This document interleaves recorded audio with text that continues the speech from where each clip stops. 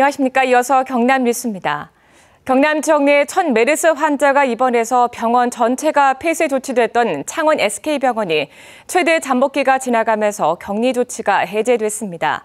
초기에 병원을 임시 폐쇄한 선제 대응이 더 큰 확산을 막았습니다. 보도에 박상현 기자입니다. 2주 동안 굳게 닫혔던 병원 문이 활짝 열렸습니다. 예전처럼 사람들이 오가며 활기를 되찾고 퇴원이 미뤄졌던 환자들은 집으로 걸음을 재촉합니다.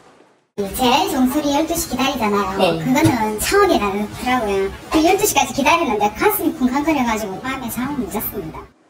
격리 초기에는 혹시라도 추가 확진자가 나올까 경계를 감추지 못했지만 시간이 지나며 주위 사람들이 격리 기간을 버티는 큰 힘이 됐습니다. 있는 사람들끼리라도 한몫하게 해야 덜 힘들지. 원장님이나 과장님이나 오실 때마다 위로의 말 해주고 그럴 때 더 피로가 덜 쌓이고. 격리 기간 내내 환자들과 함께 생활해온 병원장은 시민들의 응원에 감사를 표했습니다. 자보가 붙여지고 스티커가 붙여지고 그 옆에 지원해주는 현수막이 붙고 할 때 저는 사실은 놀랐습니다. 안에서 그것 때문에도 다들 더 힘이 났던 것 같습니다. 감사합니다.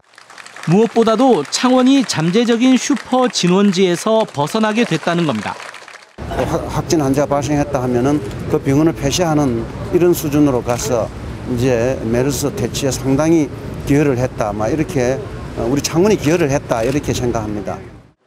가슴 졸인 2주 동안 첫 환자도 완치되고 추가 환자도 없이 경남은 다시 메르스 청정 지역이 됐습니다. KBS 뉴스 박상현입니다.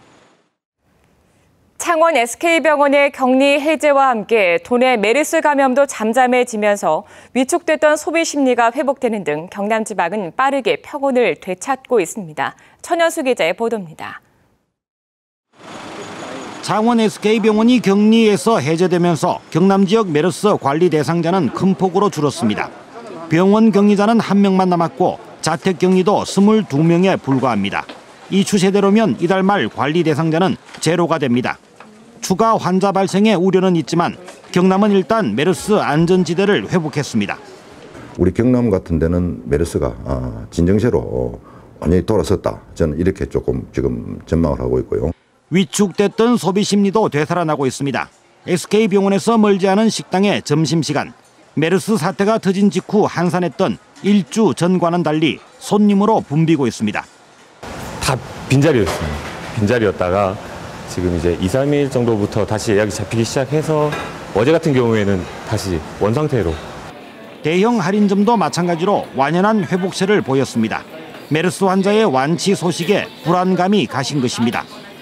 그게 음성이라고 판결나고 이게 뉴스 언론 보도가 되면서 확실히 마음이 편해집니다. 하지만 병원은 여전히 부진을 겪고 있어 의사회가 대책을 호소했습니다. 갖다가 보상해서 평소에 올리는 수익을 올리게 해달라는 게 아닙니다. 부도나지는 않게 해달라는 그런 간청을 드리는 겁니다.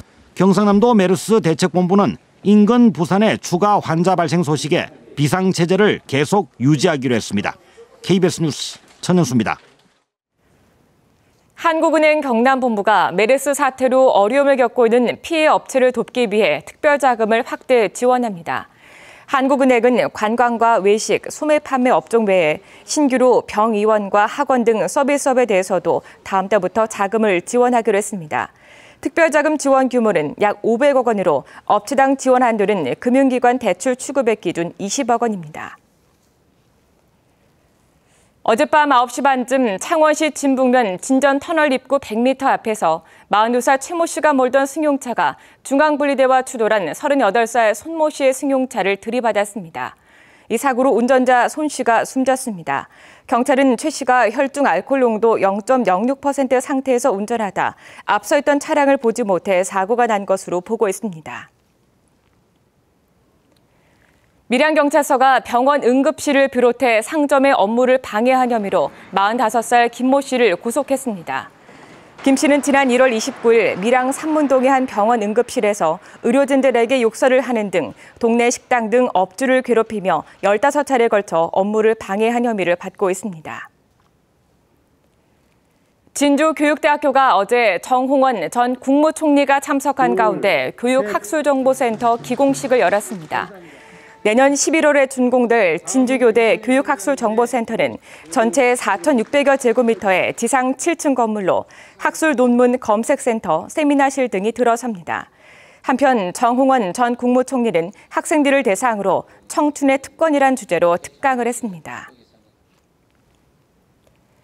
한국항공우주산업 카이가 정부와 소형 헬기 개발 사업에 계약을 맺고 본격적인 개발에 착수했습니다. 한국형 전투기인 KF-X 사업의 우선 협상 대상자 선정에 이어 새로운 성장 동력이 될 것으로 기대됩니다. 최세진 기자가 보도합니다.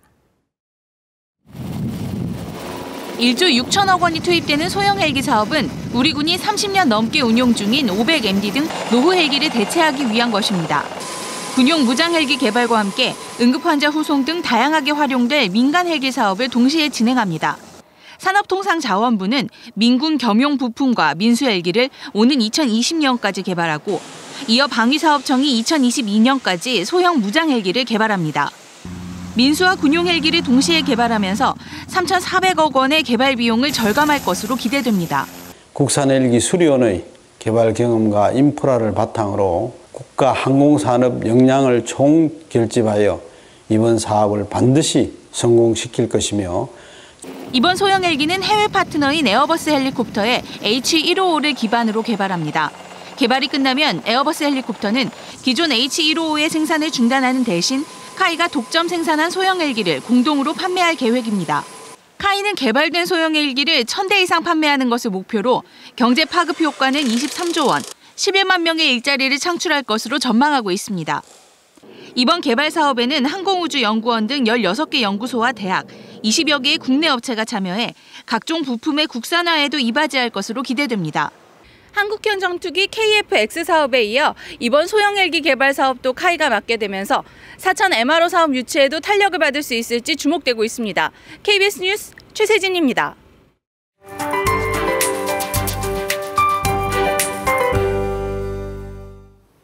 현재 위성 영상 보시면 우리 지역으로 내리던 비는 대부분 그친 모습입니다.